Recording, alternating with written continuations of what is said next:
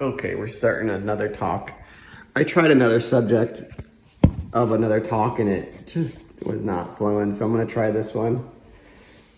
The last topic was, is immorality beautiful? And, that one was a challenging one. But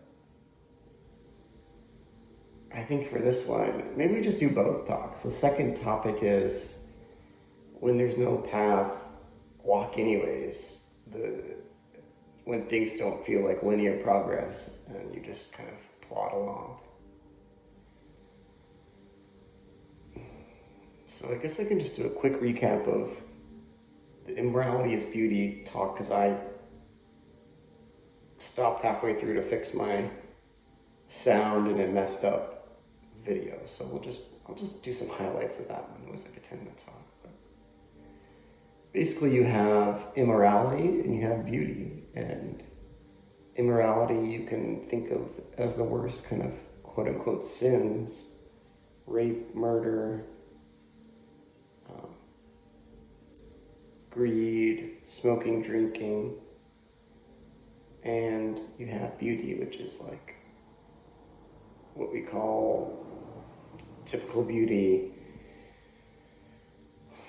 symmetrical faces and clear skin and clean living spaces, different things we associate with like something that strikes you as a cohesive whole that's nice together. But beauty can also be like, people find beauty in trash and unique looking objects that are not typically perfect, right? Because nothing's perfect. And then back to morality, that's pretty subjective. And this gets back to the cultural viewpoint versus the humanistic viewpoint for both of these. Because beauty in the 18th, 17th century, very big women and men were beautiful because they could afford to eat food, right? They had more food available to them, and that was seen as beautiful. When you're a bigger person, you have more resources. And now it's kind of the opposite. In the 90s, you had all these supermodels that are rail thin, and that was a standard of beauty. So it changes, right, based on our culture. But there's certain things that we find beautiful, and I guess this gets into our pre-programmed condition as an organism that looks after offspring, where, certain animals and things will remove their younglings from the nest if they don't have a beauty standard, right? And our beauty, I believe, is traced back to our evolutionary biology of like our need to mate and to like see, certain proportions of hips and breast size, at least for men. Probably the same for women in the other direction, where we think things are beautiful or attractive because of ingrained patterns that we have inside of us for our survival mechanisms. And then for morality, you can kind of look at it the same way. If two dogs have sex and they're not married, is that immoral? People are having sex and animals are having sex and we're animals. So is that immoral? If you're a hardcore Christian, it is immoral, right? So our morality is tied to our viewpoints. But I think there's also a humanistic perspective for both of these. Maybe not humanistic, but universal, which is, killing another creature, ending its life, it's probably not moral. If you're a hunter, if you're a bear eating a salmon, that probably is moral, because that's just how nature evolved, right? That's just what's happening. If you're a human killing a bear for no reason, and you're not eating the bear or using the bear for any sort of sustenance, and you're doing it out of your own power over nature, then that's probably not moral. It's unnecessarily killing.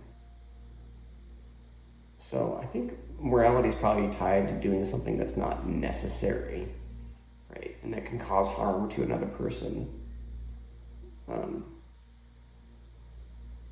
But yeah, it's a very twisty topic where you can get wrapped up in the cultural perspective and my cultural perspective and still think about the universal one. And these change in our own culture too over time, right? Like we talked about. So this gets into cancel culture and how wokeness, and I'm probably pretty woke, right? I'm definitely not a conservative. And I want people to be called whatever they want to be called. And I think that, like, my only problem with they, them is the grammar aspect of it, where it's your one person, and I get that you're two sexualities, I believe, and that you're considered plural. But just the plurality of that in English makes it very difficult for logistics. You know, if you're talking about they, them, you're talking about a group of people or that one person in that group of people. So that's the only part I struggle with. And that's my own, like, limitations in my own mind and my right speech and right mind. So I think that's all I want to talk about for that topic. And let's do a double topic today. And let's talk about the non-linearity of progress, where a lot of life doesn't happen when you just, like, go straight along a razor's edge the entire way. And beauty walks a razor's edge, someday I'll make it mine, right? Bob Dylan. Put a little Bobby D for y'all. A lot of things don't happen non-linear, right? There's this exponential growth, and we've seen that across, like, AI, and whenever you have a field that has exponential growth, it's pretty wild. And same for our learning a new instrument or spiritual progress. Sometimes it feels very flat, and then you get these, like, hockey sticks of explosion of insight. And it's these little flashes of insight that are really useful, I think, and where the real work comes from. But you can't get there without putting yourself in the place to have these insights. And it's a lot of boring self-introspection and this is hard, this didn't work, that didn't work, this is boring, this is boring, this is boring. Especially for meditation, you know. Breathing, same with any sort of ritual magic you might do, or any sort of breathing practices, yoga practices. You just are not sure if any of this stuff is doing anything, and it probably isn't doing anything, and you have to really just confront that. You're probably just wasting a lot of time.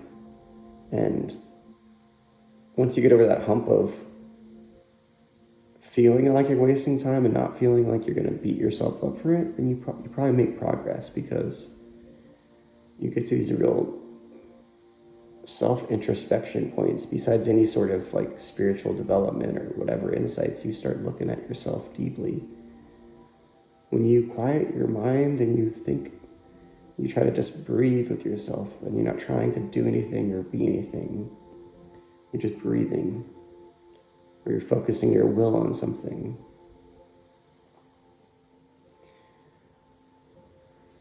So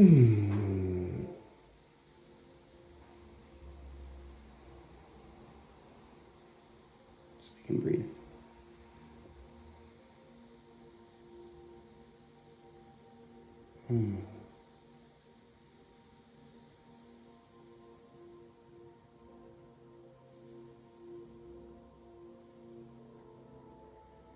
And yeah, it's okay to not have progress too. It's like, once you find out that progress isn't really the goal of anything, then it's okay. Then you start making progress, as stupid as cliche as that sounds. You stop worrying about where you're going and how far you are to get there, and you just like start worrying about, not even worrying about, but you're just like, here I am on this journey, and it's taking me where I need to go. I just put one step in front of the other step. That's very linear, right? But you don't really know where your steps are going to take you. And if you can do them mindfully and consciously, I think that's really some real progress you can get to.